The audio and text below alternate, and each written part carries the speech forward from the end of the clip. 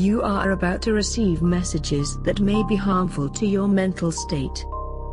Your sense of reality will be questioned.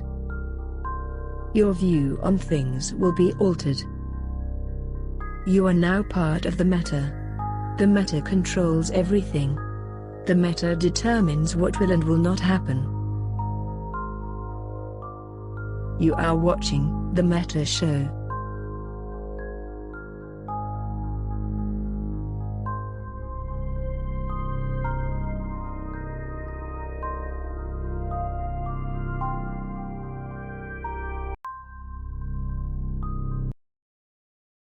Good evening or good afternoon, boys and girls. We have a fascinating show for you today, as well as quick shout-outs here to Darthkill, who indeed I was getting smashed with in London last Sunday. A lot of resubs already here and it's quite a lot.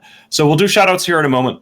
We have a very special show today because while the show is happening, I'm watching all of the block leaders in nullsec just pack into a nullsec first channel.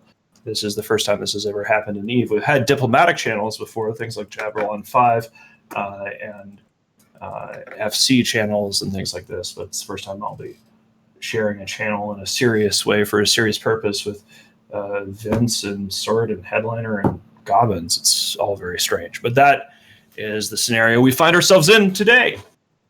So let's strap in here, and we're going to be talking, obviously, about the Drifter nonsense, what it means, what we think is actually happening behind the Drifter invasion, the reaction from the nullsec blocks, the reaction from the rest of the player base, and some just wild speculation about what we can see going forward.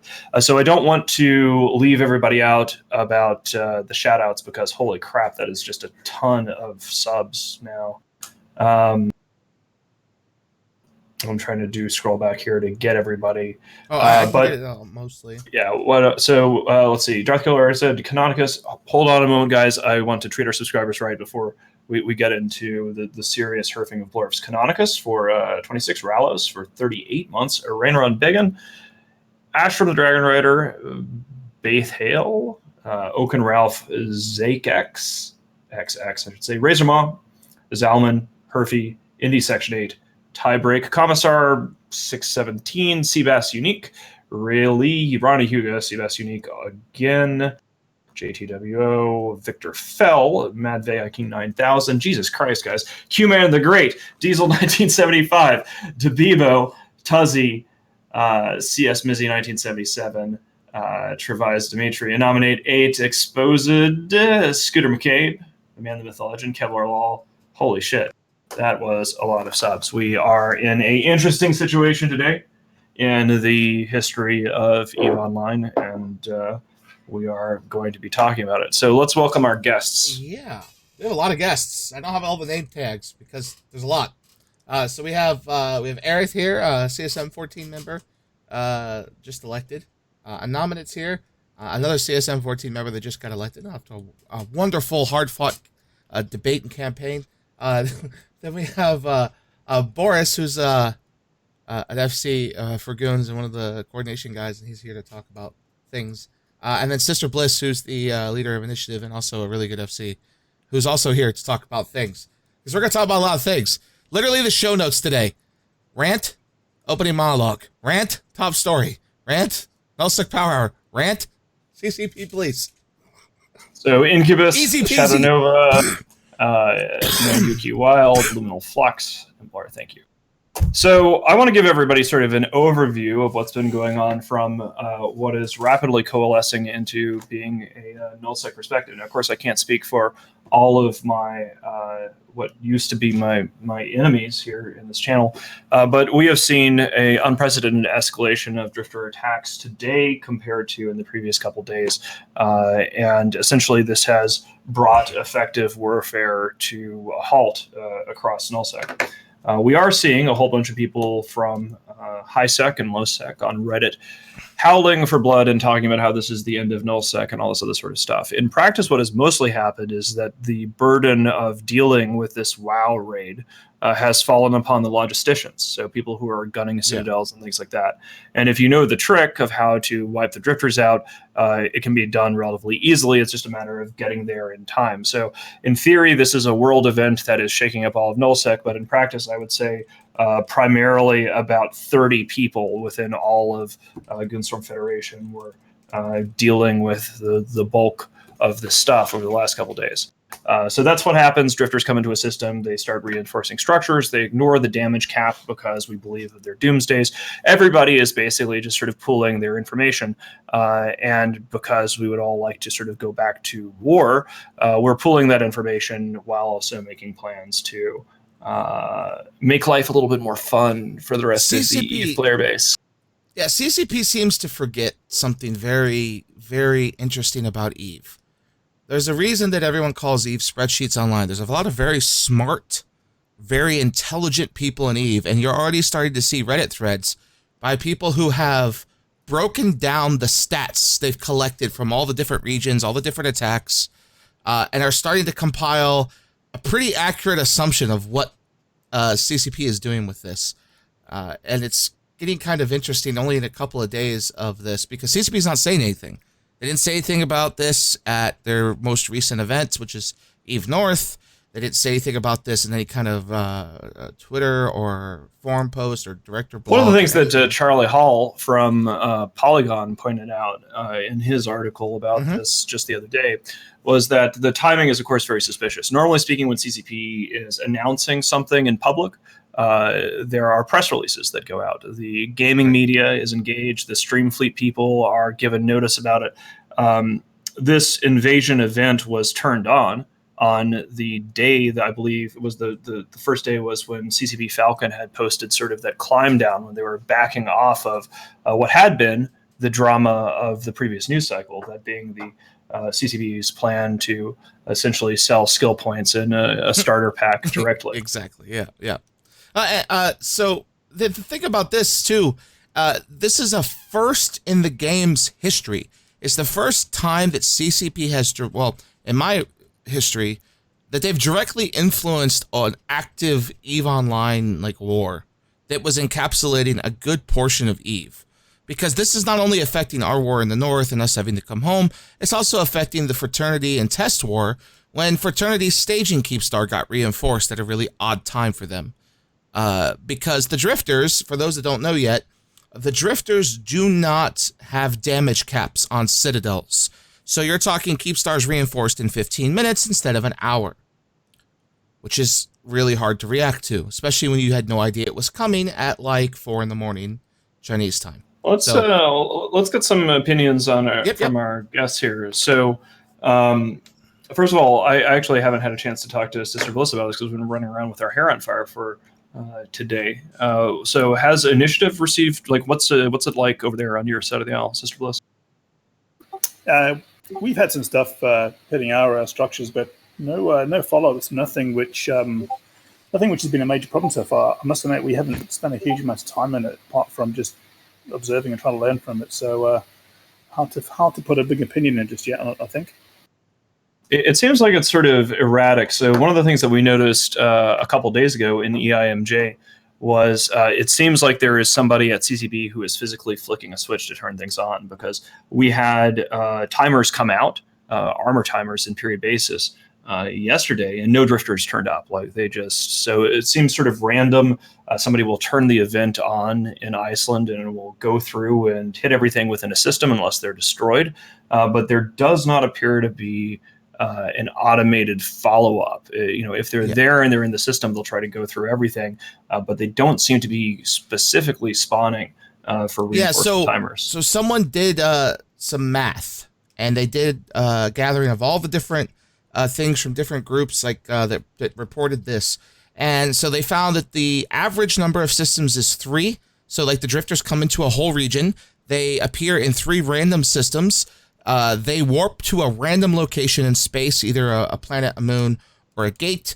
If they see people to shoot, they shoot them. If they see a structure to shoot, they shoot that.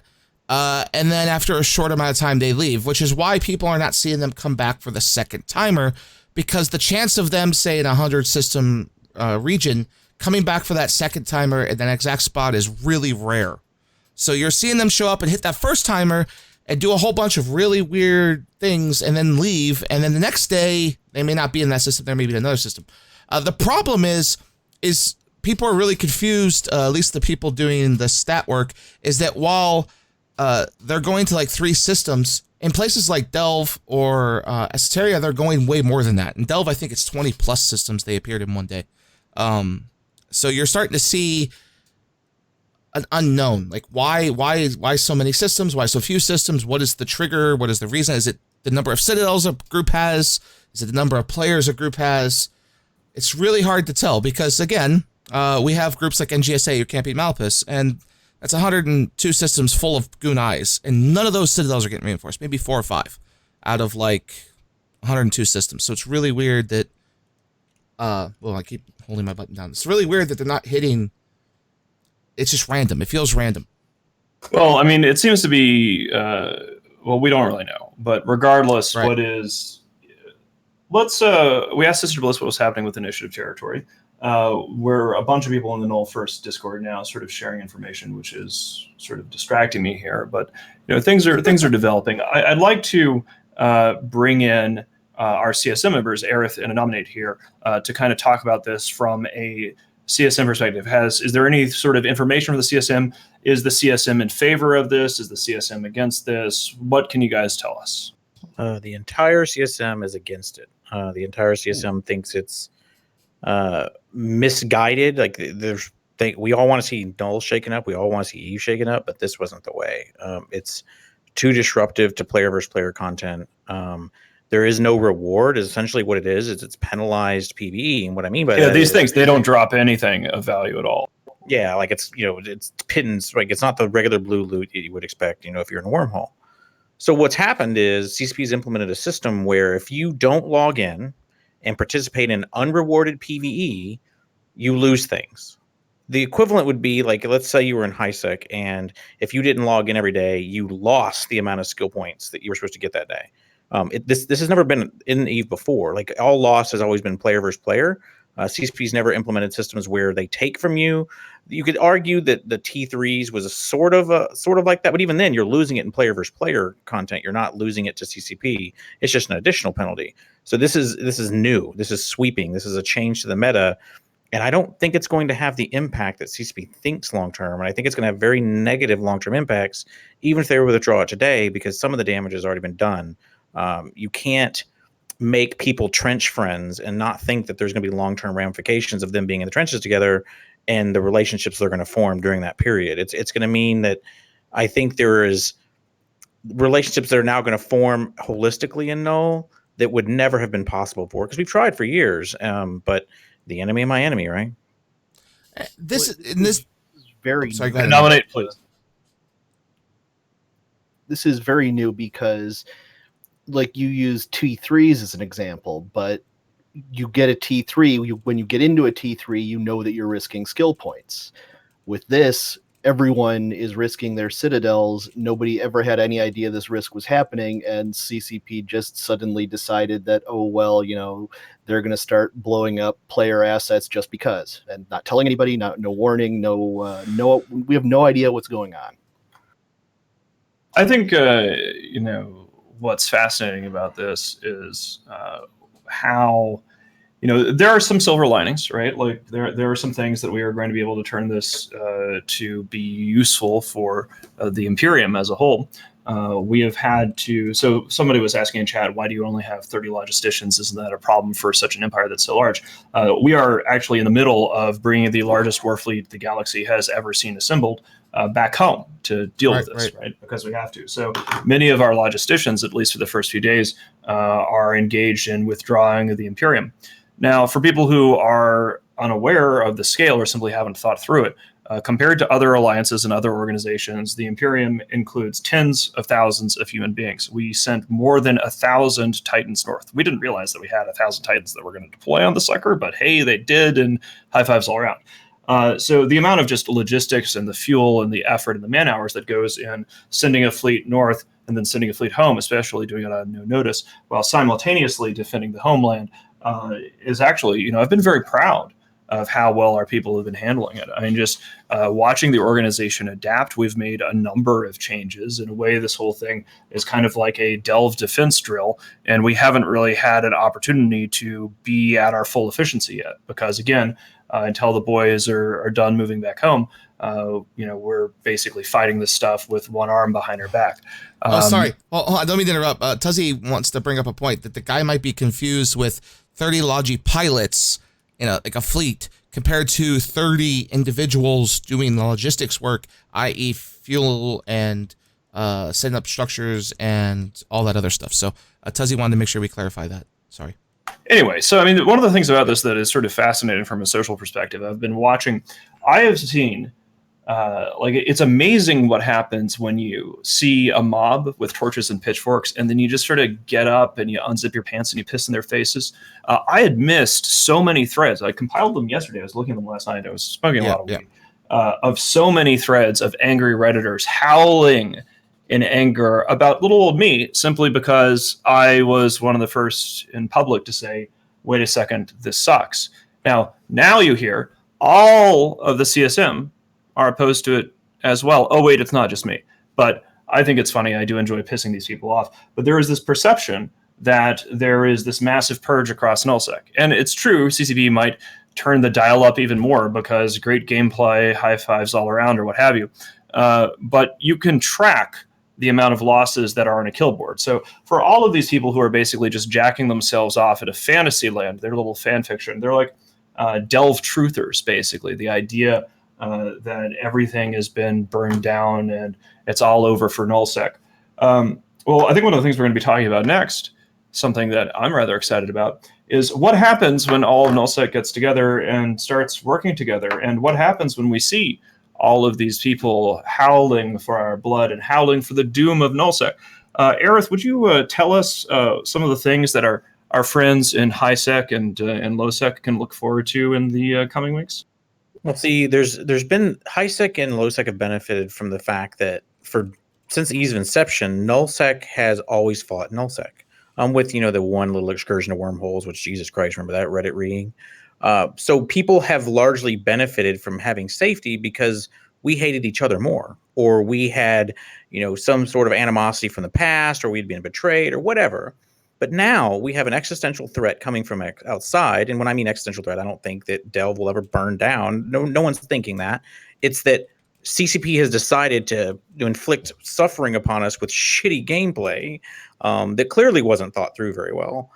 Well, what do we do then? Like, if we have to have a world where we can't deploy to fight each other, what would you do in our position? Like, you still need content for your people. You still need to enrich your people, and you can't fight your fellow null players.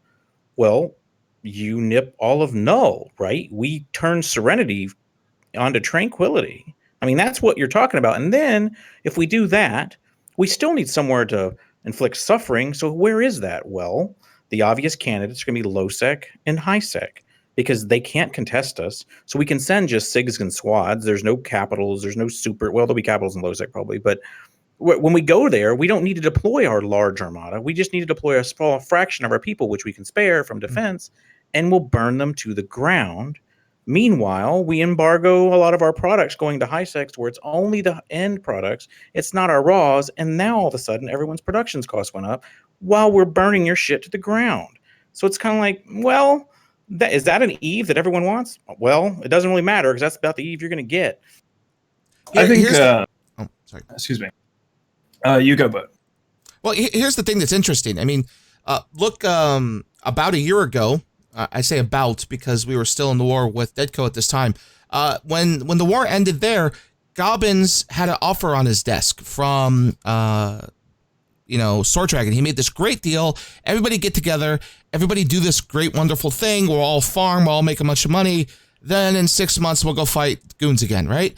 Great deal. And Goblins like, yeah, no, fuck that. That's stupid. We're just going to shoot each other.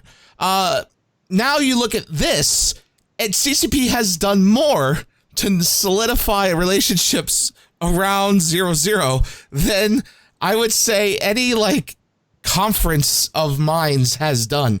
There's a lot of people that I've heard just today that have said, "Oh yeah, we're gonna go help goons shit all over HiSec. Let's do this."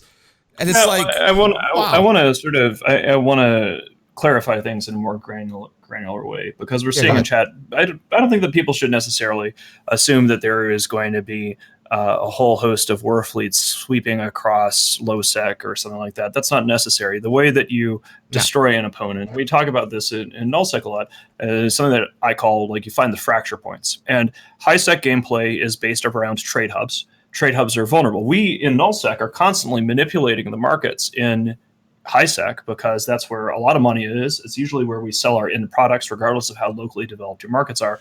And also, HiSecers use certain systems where there is a very high density of production facilities that feed into these markets. So when we're talking about nullsec is going to start turning the screws on these people, it's not like some random every Tom, Dick, and Harry is going to have to worry about getting burned cheated or something. We are simply going to unleash GS-ISK to basically shoot holes through the JITA market. We are going to cartelize nullsec. Now, to be fair, it's entirely possible that my companions in this channel might change their mind. They might not actually want to do that. But it's not the first time that nullsec has worked together in cartels. We had Botlord. We had OTEC. There is a precedent for this, especially even recently. You see this with the perimeter trade hubs. So what we're going to do then is basically ruin JITA. It might take a couple of weeks for the real pain and suffering to kick in terms of the shutting off the goo supplies, but there's a lot of short-term market manipulations that we've essentially said, hey guys, go nuts, make them howl. And then once we sort of get our fleets undeployed over the next couple of days, of course, we've got to dodge some dread bombs and all that other sort of fun stuff, will be the purge across multiple nullsec blocks of these HiSec production hubs. So if you are a HiSecer who relies upon your production hubs, or if you're worried about your market investments, then oops, sorry.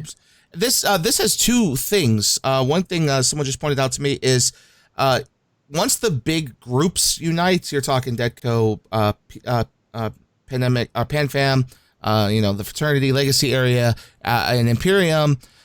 That's pretty much everyone in 0-0 that's big and powerful. You're going to maybe see a lot of the smaller groups look up and go, I need to get in on this, because if I don't, and all this shit dies down, blows over, and the Drifter thing's taken care of, they're going to look at me and go, why didn't you help? Why didn't you help us nullsec guys? You're a nullsec guy. Why didn't you help us? And then that person might be getting shit on. Just a theory. But this is what someone just informed me. But another thing that's interesting here is that this is something that's happened before with CCP, where they do something pretty dumb. And I say dumb because this is just what it is. It's dumb.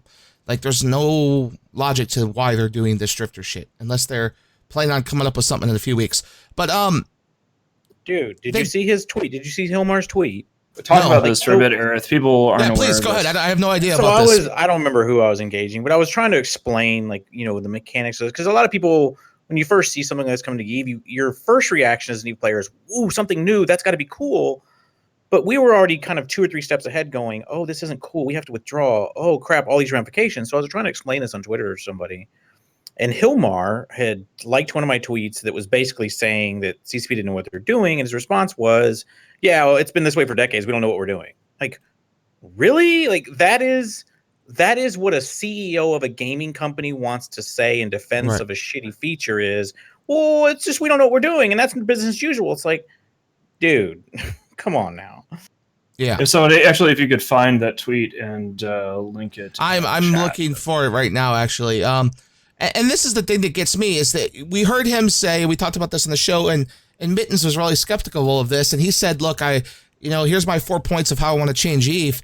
And one of them he brought up was, I'd rather do something really drastic and then have to wind it back and bring it down than to let it keep stagnating. And the first thing I thought of was that quote of his when I thought of this Drifter thing. Like, it's something really drastic and stupid and ruins a lot of the reason that people play EVE, i.e. player versus player content. Because let's face it, nobody plays EVE for the PvE.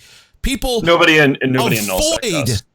No, even the people in wormholes, and they avoid this shit because they only use it as a way to make a bunch of money that they could then spend blowing each other up, right? Like, People want to make tens of billions of ISK so they can buy a ship that they could take and lose fighting someone else. So all right, it's not I want to get into What if this, you, right? what if you tweet it? Like, what if you ahead, tweeted? Sister It's like, I get the points that are being made, right? So it's a pretty unrewarding thing, but in some ways they could make something reasonable out of this. So, I mean, just off the top of my head, we all complain about having structures throughout the game that are just sat there. No one can be bothered to go and shoot them, even low power stuff. What if they just tweaked it slightly so it acted as a natural vehicle for killing low power stuff over time? That would be fine. There are definitely a lot of tweaks they could do. I mean, one of the things I saw was, of course, there's a Triglavian incursion that was in the HiSec area near PF346. And so initially speaking, we were exploring the idea that maybe Triglavian incursions were going to be impacting nullsec. And I have no problem with this. I mean, an incursion is a reasonable mechanic. There is a mechanic to get rid of it. There are rewards associated with it. There are a lot of ways that CCP can do a world event in a way that impacts nullsec but does not stop warfare. And one of the things Boat was saying earlier, which is inaccurate and I want to correct, is that there are some people who play EVE for the PvE, and that's fine. Right? Sorry. However, in nullsec, this is the single most competitive and greatest war game that online gaming has ever seen. There has never been a bigger and better player versus player mass scale war game than EVE Online Nullsec Empires. And there's a couple of key points here. One, the vast majority of the press, whether you like it or not, the vast majority of the media attention and the new player recruitment pathway in EVE Online comes because of player versus player warfare in the great empires of EVE Online. No other game out there has a history book about the history of its great empires and their wars. You can be the meanest little high-sec market trader, and your opinion on this doesn't matter. The way that people find out about this game, which has been out for 16 years now, or whatever, 16 years, is because of our wars in Null. We want to be killing each other because players are always different, and it's always interesting to be fighting players. We're not out here to play World of Warcraft. And that is the fundamental issue that the people in nullsec have with this. We want to be killing each other. Our killing of each other is getting interrupted by this. It's bad for the company's bottom line. It's bad for the player base. And we are simply going to have to remind everybody about this reality by finding new and interesting ways to turn the screws on our dear friends in HiSec who seem to be cheering this on. This would have been awesome. Sister Bliss, you bring up a great point, and I would have loved if CCP actually did this instead of the complete, what we think of as random attacks. If they had released the Drifters in the 0-0 and the Drifters went after low power citadels as a way to kind of clean up the infinite of low power citadels where they could just sit there forever, and as long as no one shoots them, they're never going to go anywhere, right? It's like an offline moon. Eventually, you're going to have to shoot it to get rid of it. But citadels are worse because they have reinforcement timers even in low power. So if these things were deployed for that purpose, wonderful. Another thing someone mentioned is if they were deployed to go after botters, because again, botters look out for players, they don't look out for NPCs. So if you have these things running around with landing on where a botter's ratting and then wait 20 seconds and then kill the botter, great. Now you've just killed the botter. But a normal player would have got the heck out. They would have seen, oh, hey, this is a serious threat. I need to warp away. Those two things aren't happening. Another thing, too, people speculated on was you're going to have the Drifters invade 0-0 because the Triglavians are invading HiSec. Then the Triglavians are going to come to 0-0 and fight the Drifters. Again, we aren't seeing that because there's been no talk about it. If you look at the CCP scope video, and I can't find it at the moment. I've been trying to find it. Thanks, Krazal, for your 5 gifted subs. Thank you, sir. I can't find the video at the moment, but the scope video literally shows nothing but structures getting hit. It doesn't show the Drifters blowing up people. It doesn't show the Drifters camping gates or flying around. It just shows them shooting structures. So that's what a lot of people thought. Okay, well, maybe the CCP wants to shoot structures. So it's weird. What a mess. Boris, you haven't had a chance to talk yet or haven't chosen to jump into this melee. If there's, Boris was on the front lines for the first couple of days of dealing with coordination and gunning And now we are seeing a lot more information sharing take place across nullsec. So maybe you could tell us about what the experience has been like. And so the drifters are there. In practice, I don't think many people have an idea of what that means from a gameplay perspective. So can you tell us what actually happens and how have you been responding to these things? What's it really like to deal with this WoW raid? It's really fucking awful. Because they just show up like en masse. And like suddenly you get like 10, 20 notifications like, hey, shit's on fire. Like so far what we've seen, like Test and others had like only like 4 systems. We've had like 40 systems. Maybe more, maybe less get reinforced. Like there's an entire day of notifications and that shit's just fucking awful.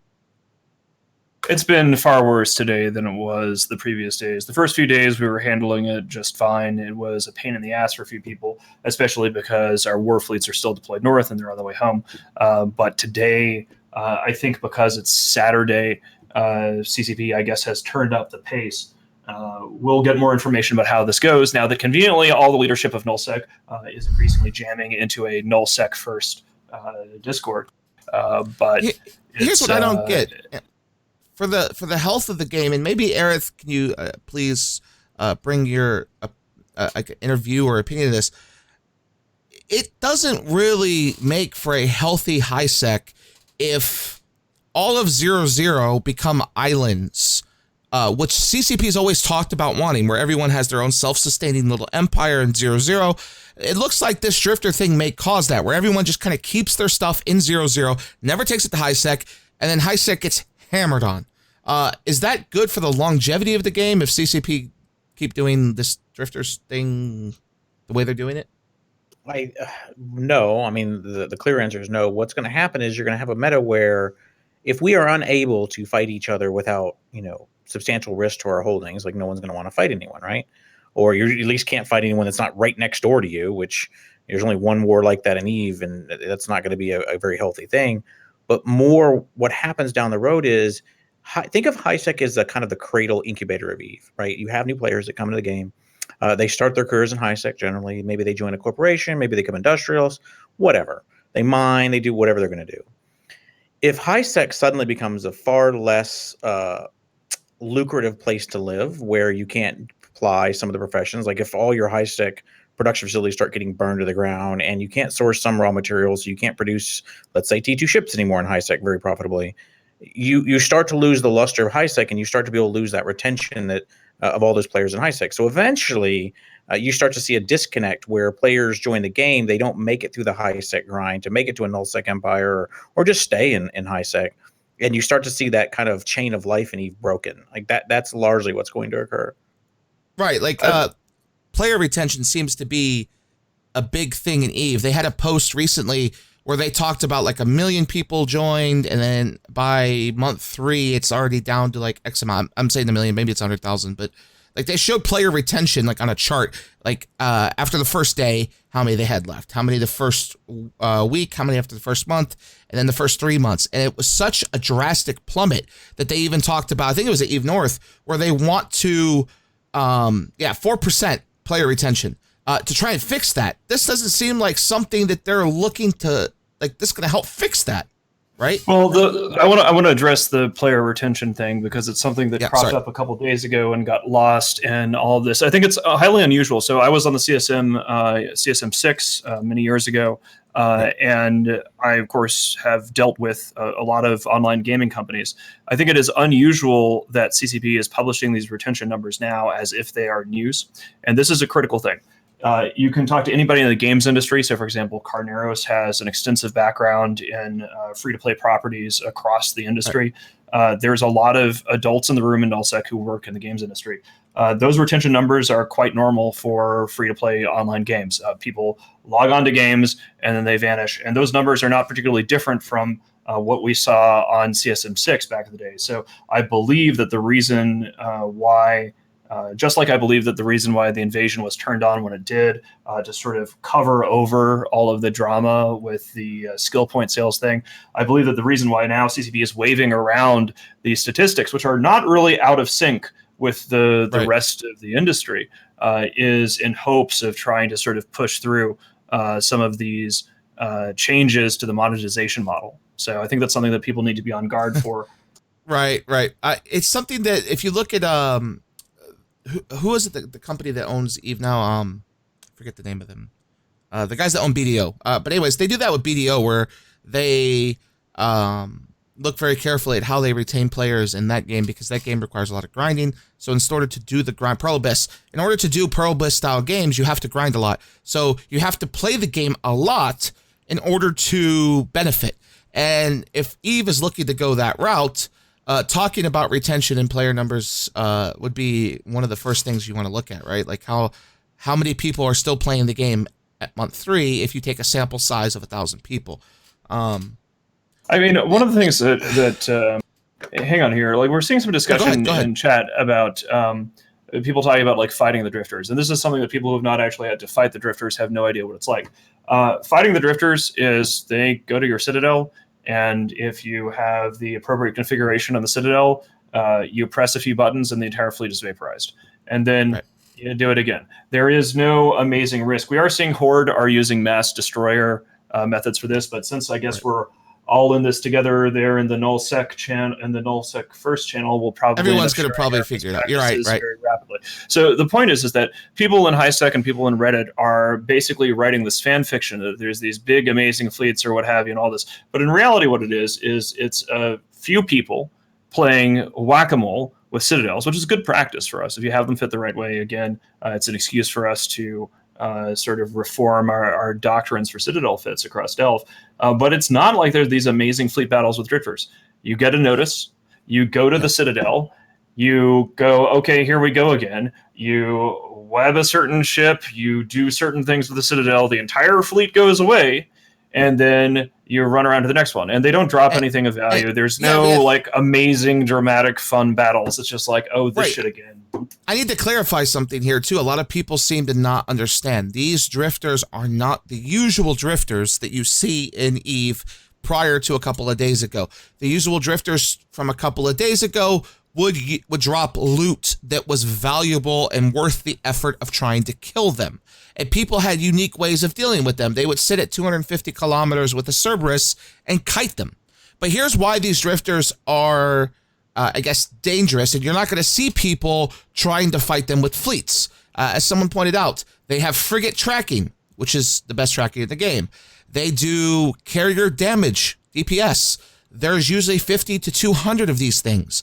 They change targets really fast, and they do it at a moment's notice on a single target, and they vaporize targets. They can point to 1,000 kilometers. They can shoot to 300 kilometers.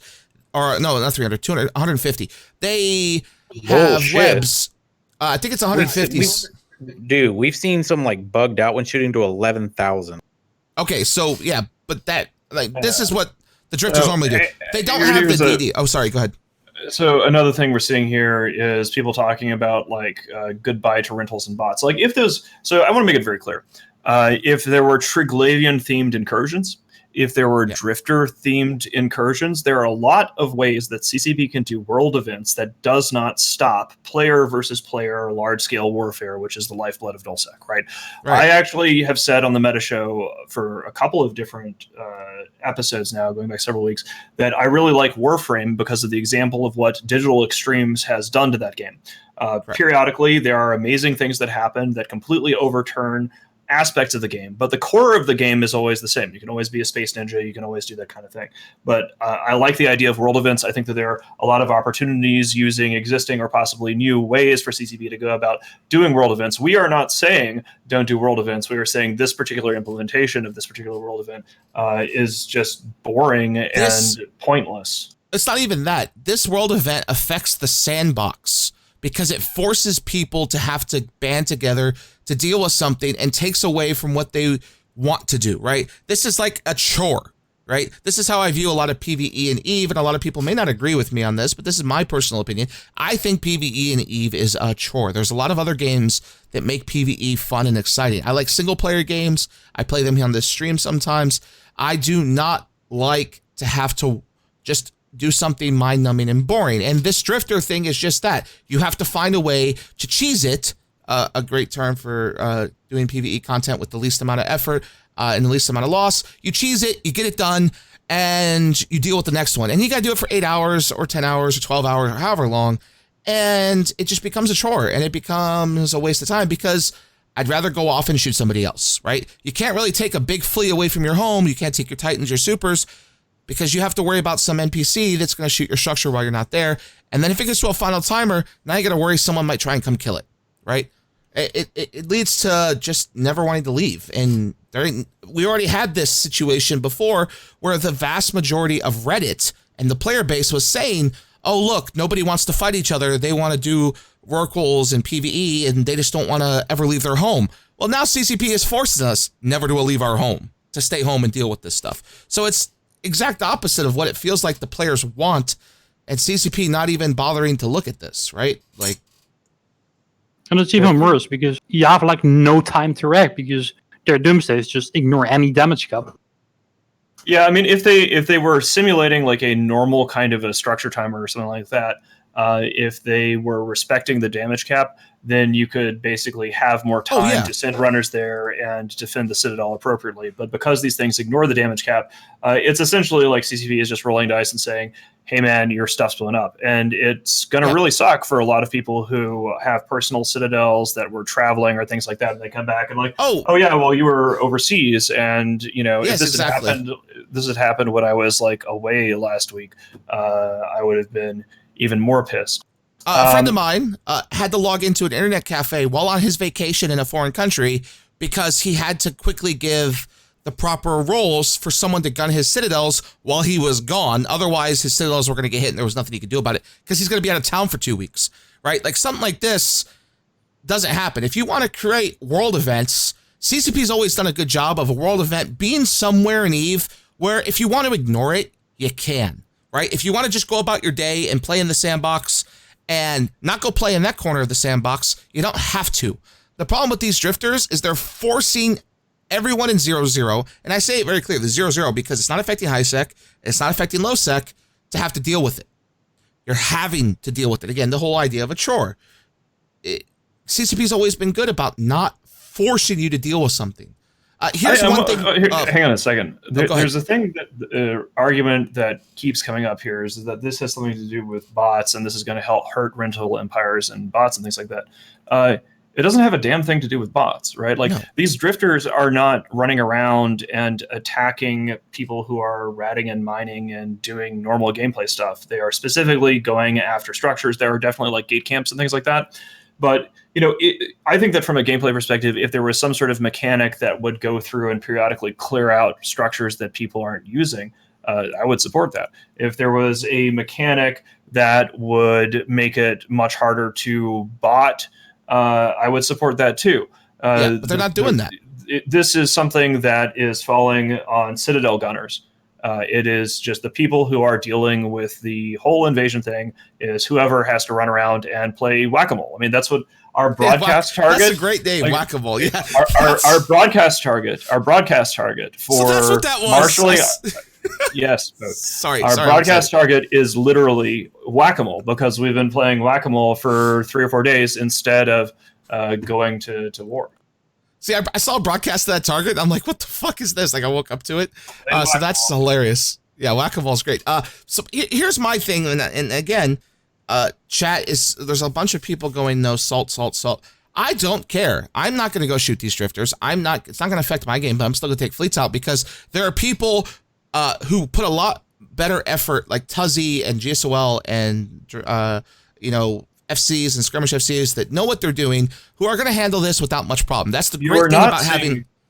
Yeah, you are not seeing bots getting destroyed in anomalies. Like this is something that I want people who are, if you are, it's not targeted, right? Hold on. Sorry.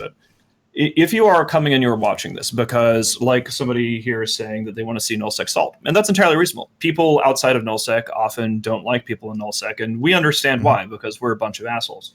However, one of the things about this is we are not. There's no question about the impact of the drifters. Nobody has to fantasize. Nobody has to write fan fiction or be a delve truther or whatever, or imagine these fields of fire across nullsec purging it, because Vigilant Tyrannos is a corporation. Zkill board shows you a feed of everything that the drifters have killed. And if you look at the evidence of what is actually happening, you will see that this is not some great anti-bot purge, that this is not some sort of great all of Nullsec is burning kind of thing. If you actually look at the loss mails, the facts on the ground, you will see that this fantasy is just that. Here's a question I have, and again, we have Sister Bliss here, and we have Boris here. How, and I don't mean to take away from the wonderful ranting that we've been doing, but how was the war in the North? Because this is something I wanted to get to for a couple weeks. We haven't really talked about it too much because you were out of town last week. I was out of town. Coming into this week, again, the war's over, right? So I want to know, how was your experience? What was it like? Did you enjoy it? Did you not enjoy it? What was the good things, the bad things? What do you think, Sister Bliss, from Initiative's perspective? It's I mean, it was kind of boring, really, wasn't it? But you can't say it's never a good day to blow up NC Dot and PanFam stuff in general. So it had its merits, although it was kind of disappointing they didn't make any effort at all. I was kind of hoping they would at least try and take on some fights where they could have done some hit and run stuff, but it was really insipid from those guys. So it was kind of boring, but in some ways a bit of a nice to give a bit of payback and blow up all their shit. Although I'm kind of really disappointed by their showing, to be honest with you.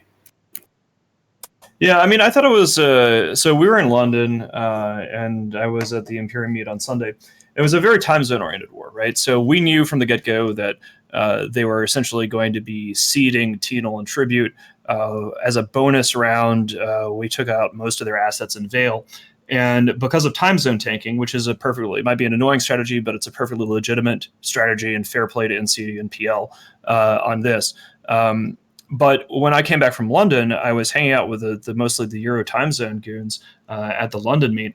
And, the Euro guys really didn't get a chance to get into any scraps. And so I was I was basically going like, okay, I got back and I started having a debate within the director because I wanted to say, okay, NC and PL have decided that they're just going to give up on these regions and retreat into Malpais and sort of consolidate with their drone renters.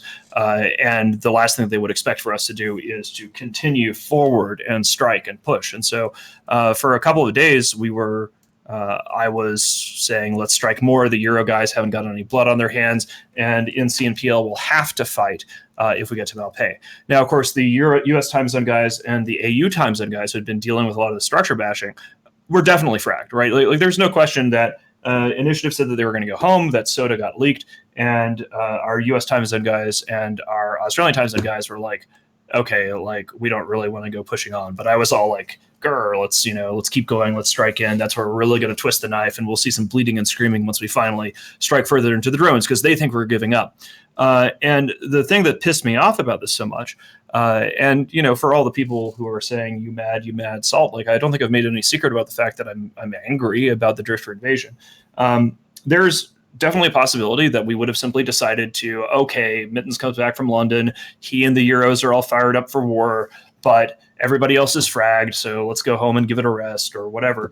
But that decision, that debate, that possibility of us making a mistake, like Vuk Lao invading the drone regions back in the days of the old Northern Coalition, when that fell, that was a classic example of an autocrat overreaching and pushing an exhausted force into a war in the drone regions that then had catastrophic consequences. The NC fell, the CFC was created in the aftermath of this, and that's how a lot of this happened. But that decision point was taken away.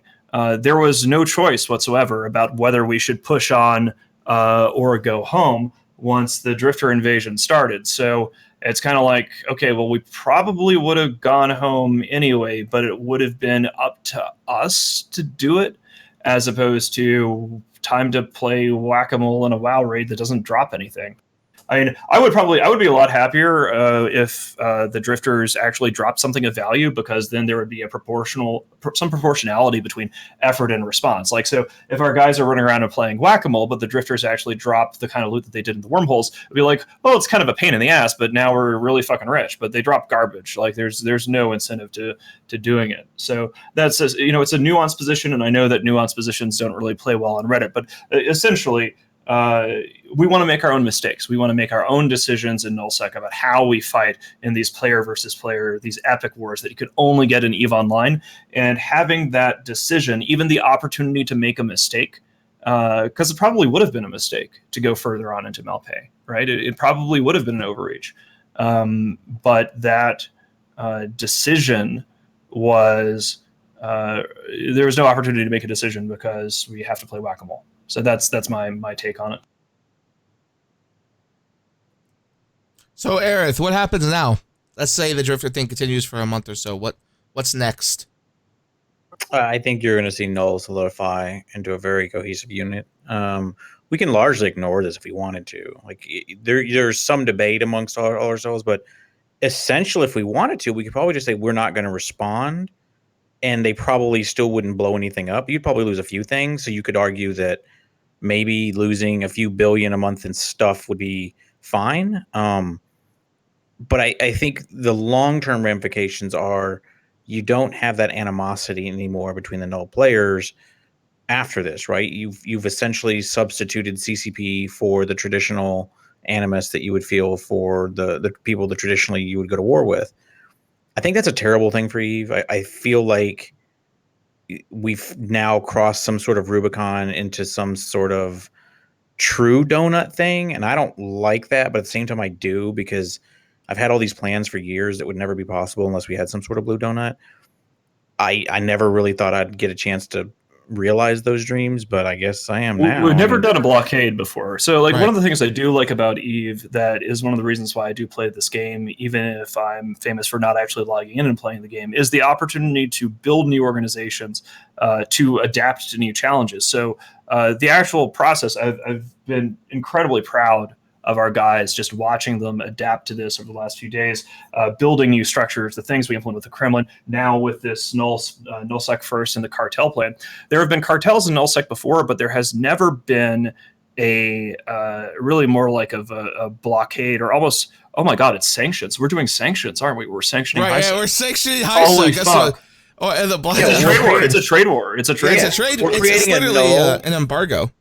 It's no United Nations. That's what CCP's done. No, They've no, made us I band linked an together. image. Here we go. I linked an image. Someone made this a few minutes ago. It's literally a null United Nations. It's a coming together of leaders of all the leaders, you know, because I don't know if it's going to work. I genuinely don't know, because we've never done this before. So when we're saying that we're letting GS ISK loose and that we're bringing the sort of the block leaders together, I don't know whether we actually have the market power, the coordination, the capacity to truly rat fuck JITA and HiSec production. But JITA and HiSec production are players. They are people. If you try to do things to them, they respond. They talk about it. They engage. They drop loot. They're actual people that you have to compete against, unlike these drifters. So I don't know if it's going to work. But if we in nullsec cannot fight each other at a strategic scale because of a poorly implemented world event, then let's try something new. We'll take our traditional cartels, because we've had cartels for money making. We had OTEC, we had Botlord. Like, hey guys, let's have our enemies work together. We've got this thing in Perimeter, which works great, and credit to Villy for bringing all that shit together. you know what's so ironic about all this is that so many people over the last months have tried to revise history about the way OTEC worked and the way all this stuff works, and now you're going to literally see in a modern time a version of that, and it could work, it could not work, but it's interesting to see how many leaders are voluntarily stepping into this. It's not like we're going to these people and say, look, join us or else. These are people coming together and going, hey, I heard my buddy's in here and I'm a leader of this important nullsec alliance. Let me get in on this. And I mean, I came up with OTEC, for those that don't know on this show. The thing that's different about this is we haven't had the ability to do this before, because there was always this line, this demarcation between you and the hostiles that you couldn't get past. You couldn't get past that initial trust level to even talk about doing something like this. So you couldn't get it done. Like, it was just too hard diplomatically to get everyone behind a common cause. This is the first time it's ever been possible. And so we're going to enter a new world here. Like, I don't know what's going to happen. Like, I can predict some things pretty easily, but the greater economic, I have no idea. Like, it's going to depend on how much the other null powers can enforce the embargo on their side, because it's in their best interest to do so. The more they enforce it, the more they put the screws to the pubbies, the more they reduce the puppy margin, the more money that their people are going to make within their own space, which means the more taxes they get. So there's every incentive to do it. It's just we never had the ability to coordinate between the Null powers before, and it's the first time we can. I would genuinely like to go back to trying to crush the life out of Vinci Dot. I think that the reason why I was so gung-ho for Malpay, even though our dudes in AU and US were exhausted, was I didn't think that NC could sustain more public losses, especially after we put together like the SH1, not the SH1, it was the Intaco Keepstar, the video, right? So their strategy was to sort of go dark and lose quietly. And we realized this. And so we started using the 64-bit client to publicize the game very prettily, shooting off all these lances over the Keepstars, which incidentally is great for EVE Online, is great for bringing in new players because they see these amazing videos of, you know, fireworks in the game. You could actually have fleet battles at scale, and with the 64-bit client, you could actually get some really good looking video of this shit. It's no longer potato mode. So, you know, I would like to go back to fighting Vince Draken, but now that's not really an option. So I guess we're gonna work together with Vince Draken. I just realized what time it is. Holy shit! I want to take a moment and point out that the grand strategy of the North, Aerith called it very clearly on this show many times over the last 6 months, that if an invasion ever happened against Vince in the North, that their best solution would be to save their Titans and their super carriers and just get away. Let the structures burn to the ground, because if they try to fight Titans versus Titans, we're just going to obliterate their Titans, right? Well, I remember when this came up, when we were having our top level meeting, when I proposed this theory, I said, look, because we were talking about we're going to go burn tribute, what's going to happen. I said, I know what's going to happen. They're going to run. And no one else really bought into that right away. It took a few weeks before the rest of the high level command was like, you know what? You may be right. Let's see. And like, sure enough, they ran. Well, I mean, we knew they would run, right? Like, you're not going to fight they did the right thing. Titans. They did the right strategic move. That was the absolute correct one. I don't know if maybe they did the right strategic move, but they didn't pull it off very well. Let's put it that way, right? Like, I wanted to say this for a week now, is that, let's be honest here, NC Dot could have done so much more to make our life a miserable hell. So to give you an idea, we were fighting in a time zone that pushed the Imperium to its limits. You're talking 200-300 guys for normal ups. That's not a lot of dudes to hit a Sotio near downtime, when at any moment a 100-man fleet could appear from NC Dot, P-Horde, or anyone else. So there were opportunities there where you look at a fleet that's running around, for example, the beautiful Leshak fleets that we saw, put themselves in pretty dicey situations, and everyone's talking and going, oh man, if they form, we're pretty boned here. But they never did. They never bothered. They didn't have to use their supers and Titans to defend some of this shit. They just didn't do it. And it was very shocking, I guess, is the best way to word it. But from their perspective, let's say, I mean, they don't have a lot of money. I think, who was it? Was it Elise trying to spin the narrative that, oh, money doesn't matter anymore? It hasn't mattered in years. Like, oh, bullshit. That's all that matters right now. Right. So, but if you don't have a ton of it, do you really want to waste that blood and treasure on a region that you don't really care about anyway and you want to fall back from? No. Like, you wouldn't blow subclat feats. I mean, it just doesn't make sense. Let me ask you this, Aerith. Sorry, we're lining up a new Burnjita over here. So, someone brought this up, and I think it was Kunmi. Kunmi does a great job of pulling the stats of what structures were killed, what weren't killed. It felt like this war, a lot of Sotios, Asbels, and production was blown up, whereas in the war with Deadco, it was a lot of Fortizars, Keepstars, and like combat citadels. The analogy I used was, you can imagine like old money plantations in the South getting blown up as we just rampage through the South. History analogy here. Would you think of that like that? Like, you look at NCPL, they've got a lot of money from their rental empires, and you could see that by the way the structures were built, designed, and blown up. Compared to, say, Deadco, who probably didn't have a lot of money, and were having to put down citadels that favored combat rather than making more money. Well, you got to ask yourself, where did all that money all these years go? Because there's no evidence of it anymore. They haven't enriched their people. They haven't Right. used it strategically to defend their territory or like enrich their alliance in any way. So it's kind of like, well, you had really good income. I mean, we knew that for a long time, but it's all gone, and everyone can see where our income went. I mean, Jesus Christ, you go through Delve and there's thousands of structures. We're almost at 50 keeps now. I've lost count of how many keeps we have, but you can see where our wealth went. You can see how much richer our people are. You can see us ringing the bell on the scoreboard every month in the MER. And so they just squandered it all, and they had none left. And so they really couldn't make a stand. All right. Well, it's a little bit past 4 here, and so I Right, think we're it going to is. have to wrap things up for today, because we need to go back to playing whack-a-mole and all this other fun stuff, and also set up a cartel to bring the war to HiSec, as it were, which will be fun. And of course, HiSec isn't responsible for this, but we do want to say that everyone who is, cheering on what's happening in NullSec and thinking that their fantasies are coming true. One, look at the kill boards. You'll notice Vigilant Tyrannos has not exactly swept Null away. And two, if we're suffering, we're just going to make sure that everybody else does too, because that's the game, baby. I want to point out.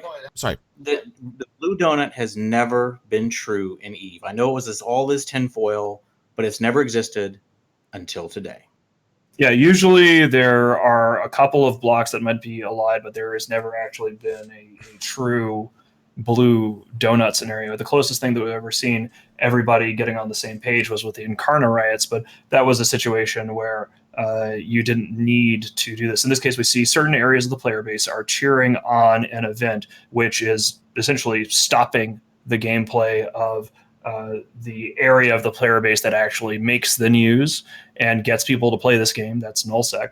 And so if they want to cheer on CCP's foolish war on NullSec, then we will bring that misery to HiSec as best we can. We might not succeed. We might fail. We're not going to fail. That's definitely not the case. It's just how much suffering can we inflict. And I'm sorry, but this generic raid boss's name is pretty horrible. The Big Red Boat? No, oh wow. I'm not a generic raid boss. I'm a little fatter than a generic raid boss, but okay. But yeah, seriously, we're out of time. So sorry we didn't really get to talk too much about all the things that we wanted to talk about because CCP. But thanks, Sister Bliss, Boris, Aerith for stopping by. Also, a special thank you to Anamba. He had to run about halfway through. He's got a prayer engagement he had to be to, but he took his time to stop by and say hi. So I appreciate that. But yeah, it's great. It's a great day. It's going to be an interesting couple of weeks. Let's put it that way. Careful what you wish for, boys and girls. All right, so thank you all very much for coming. We will be back next week, and probably with a lot more news. I appreciate all of our subscribers. Right. Thank you guys very much. I know we didn't get to do Cool Kids Only mode because there's a lot of shit going on. It is what it is, but I appreciate all of the sub spam that we saw at the start of the show, and we will see you all next week. And now back to work. We have a lot of shit to do. And I want to point out real quick, if you enjoy watching Goon FC's scream like little girls, we've been playing a lot of Deceit over on FatBTV. All the Goon FC seem to be involved. There's like 15 of us now playing that game. It's really hilarious. So if you ever want to see that, we do that about 6 p.m. Eastern each night. Come over and watch because it's pretty funny. So bye, guys.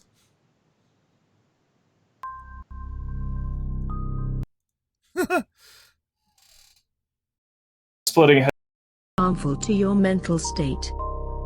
Your sense of reality will be questioned. Your view on things will be altered. You are now part of the meta. The meta controls everything. The meta determines what will and will